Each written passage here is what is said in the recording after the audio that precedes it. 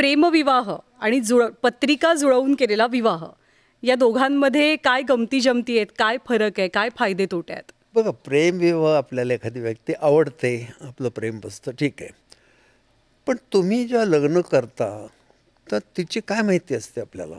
एखाद्या मुलीला लग्न झाल्यावर 1 वर्षभरात कॅन्सर होणार आहे, हे तुम्हाला नाही सांगता येत प्रेमविवाहात. पण पत्रिकेचं रीडिंग करून मॅच करताना गणगोत्र, नाडी, नक्षत्र जे सगळं टेक्निकल असतं, त्याच्यावर मी प्रेडिक्शन पण घेतो. कोणी मुलगा आला पत्रिका घेऊन, मला ही मुलगी सांगून आली आहे, तर मी केवळ त्यांचा मंगळ, नाडी एवढं बघत नाही.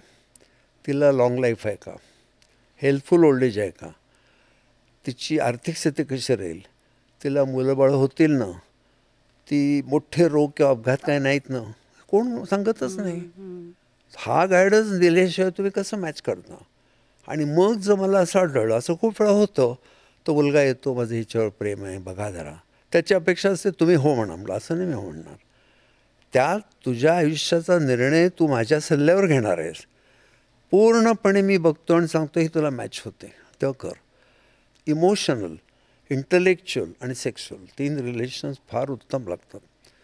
पुष्कळ वेळेला काय होतं, मी तुला उदाहरण देतो. वृषभ राशीचा मुलगा अतिशय रोमॅन्टिक आणि कर्केचा अतिशय बाई मुलगी असते ती डोमेस्टिक. तो वाट बघत बसलेला असतो रात्री बेडरूममध्ये आणि ही स्वयंपाकघरात कट्टा पोस, भांडे घास वगैरे करत बसते. तर नवऱ्याच्या बेडरूममध्ये कसं जावं, काही संकेत आहेत की नाही साधे. ती वाताला हात पुसत पुसतच जाते. आधी मला सांगा, आता वांग्याची भाजी केली होती, आवडली तुम्हाला? तर म्हणतो प्लीज लाईट बंद कर, मला झोप येते. मग तो मित्रांना सांगतो, बायको माझी खूप चांगली आहे रे, मला सहवास सुख नाही. आणि ती सांगते हे फार इंटेलिजंट आहेत, I am proud to introduce as my husband. पण सारखं टेक्निकलच काहीतरी बोलत असतात. परवा म्हटलं माझ्या बहिणीच्या मुलाचा वाढदिवस झाला, त्यांना काही ते आवडत नाही. हे सुद्धा बघावं लागतं. अलीकडे एक मुलगी माझ्याकडे आली, मी सुरुवात केली पत्रिकेने, ती रडायला लागली. तुला बजावून सांगितलं होतं की मला पत्रिका दाखवल्याशिवाय लग्न करू नको. पण खूप चांगलं ते स्थळ होतं, श्रीमंत वगैरे, मी करून टाकलं. पहिल्या रात्री तो तिकडे झोपला, हा मी इकडे. मला वाटलं त्यांना काय बरं नाही.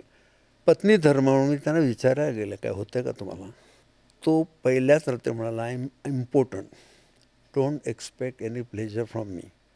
माझी अब्रू वाचावी म्हणून मी लग्न केलं. हे आधी बघायला नको आपण? पण आंधळेपणाने लग्न केलं जातं. म्हणून हा जो प्रकार आहे ना, खूप छान आहे ती मुलगी, तिचं असं आहे तसं आहे, केस कोरडे आहेत, हाईट छान आहे, ह्यांनी होत नाही हो. हे त्यांना नीट समजावून सांगतो. आणि हल्लीची मुलं मुली खूप चांगली आहेत.